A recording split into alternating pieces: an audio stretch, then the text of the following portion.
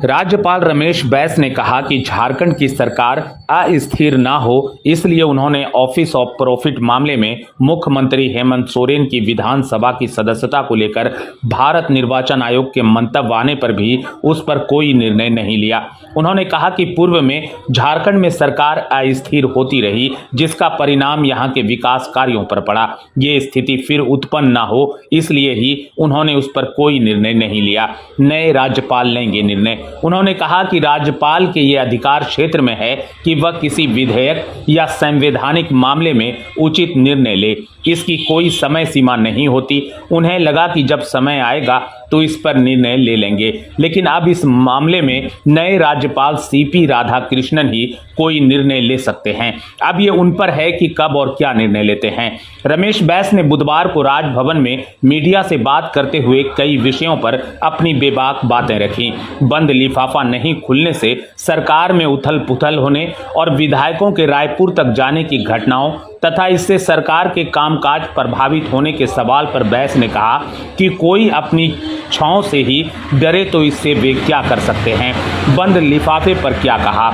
उन्होंने ये भी कहा कि बंद लिफाफे का ही डर रहा कि सरकार ने पूर्व से कई गुना तेजी से काम निर्वाचन आयोग के मंतव्य आने के बाद किए। इससे प्रदेश को ही लाभ हुआ।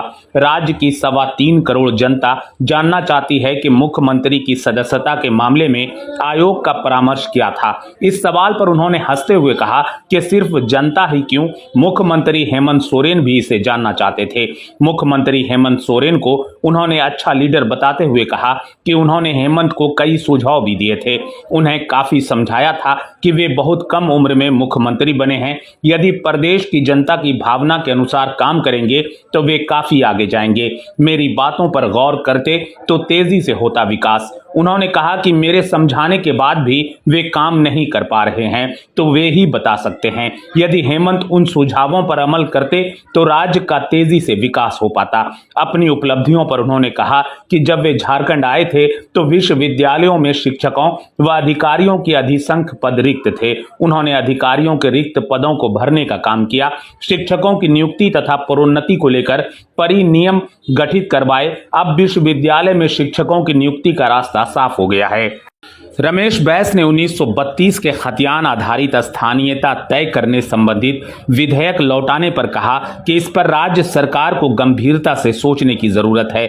झारखंड बना तो बिहार से भी यहां कई लोग आए। सरकार को सोचना चाहिए कि ये लागू हुआ तो उन जिलों में क्या होगा जहां के लोगों के पास ये खतियान नहीं है।